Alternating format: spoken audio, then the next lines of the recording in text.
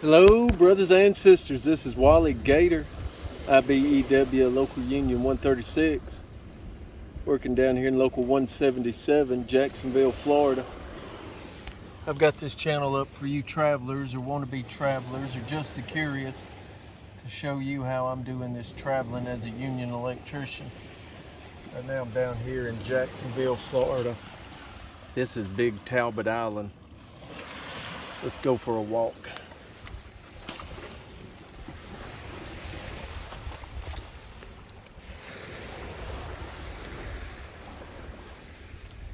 Somebody built to my hut. Yeah, I'm off work today. I had to go to the dentist and I just didn't go into work. So I went out here to a park.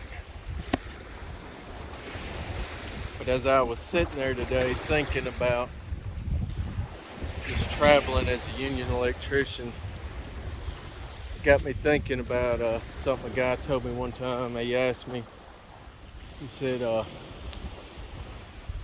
would you still be in the service department if they hadn't have shut that down at the company you was at? And I said, yeah, I probably would have, because I loved service work.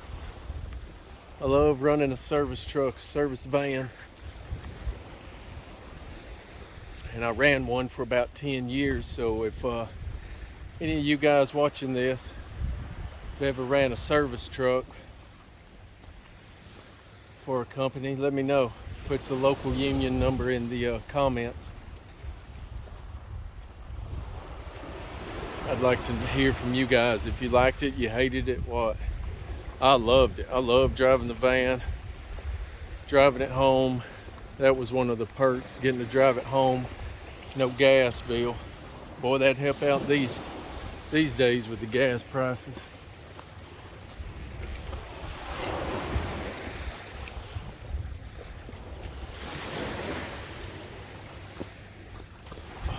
That was one of the pluses, getting to drive it home. No gas bill. But one of the downsides is you've got to go catch an emergency call if it comes in. Anytime you're on call 24/7, or at least I was in this case. Sometimes they have service department and they shut her down at 5 o'clock and it don't matter what comes in. But in this case, I was on 24-hour call. And I would go catch a call if anything came up after hours.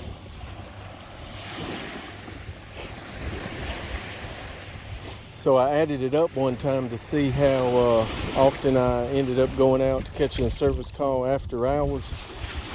It ended up only being about once a month. Probably 12 service calls a year after hours. So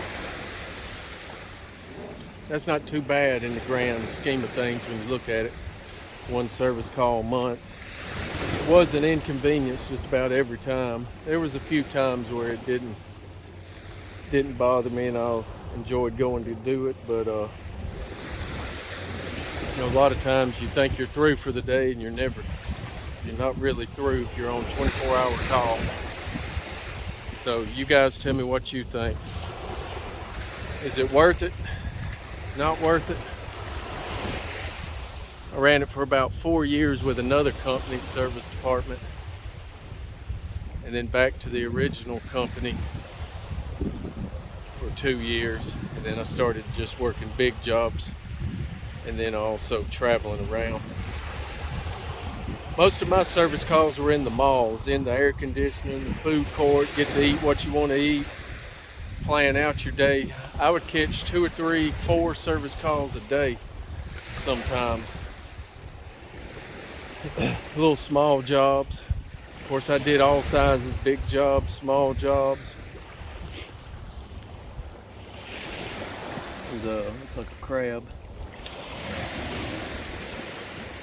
But one thing I've noticed on these bigger jobs, the guys who have ran a service truck before, formerly ran a service truck, they seem to be the better electricians.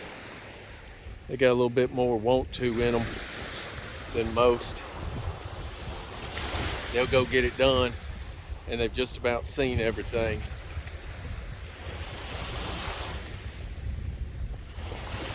That's one thing about it with a service truck. You see a lot of different stuff. I did industrial service calls, commercial service calls, residential service calls. There's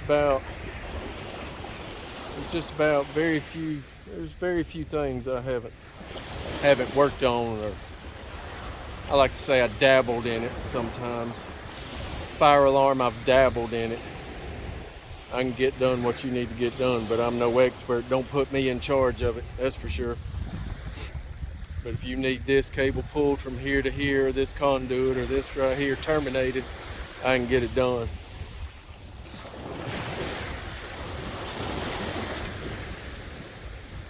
Troubleshooting, I did a lot of troubleshooting.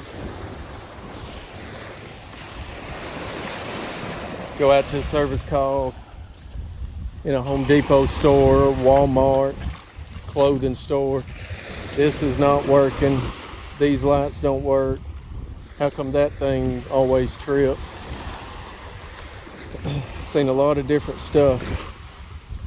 Now I've had both. I like the service van. I've had a truck. It was only a short time. Had a service van most all of my career, and I love service vans. My favorite were the Fords. Ford service vans seem to be better for me than the Chevys. The Chevys seem a little bit too narrow and top heavy. And they had a blind spot, one of their newer ones. And when I first started out, I didn't get brand new service vans. But after a while of continually showing up, getting the job done and doing stuff, started getting to where they would buy me new service vans, even hired in at one time for 2 years, and they had the service truck sitting there waiting on me.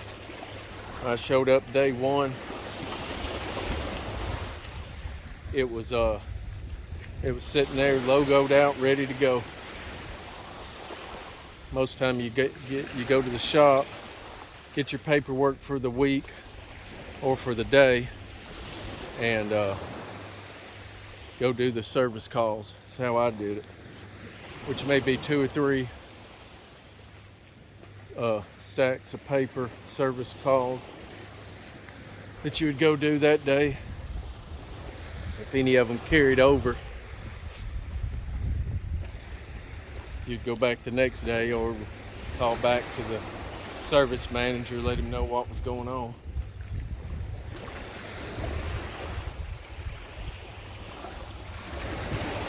All these trees are here on this shoreline because of erosion, they tell me.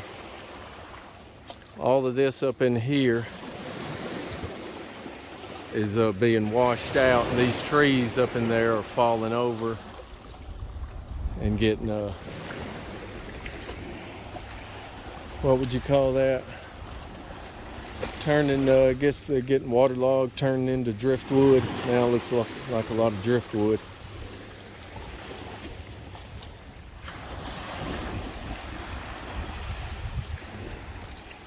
Yeah, my service calls would start in Birmingham, and I would go just about anywhere in the state, mostly within 200 miles of the shop and my house. But sometimes it would go even further than that, out to the ends of the state. I think 1 or 2 times I had to catch a service call for a certain client, and they had shops in other states, and I went just across the state line a time or 2 to catch a service call.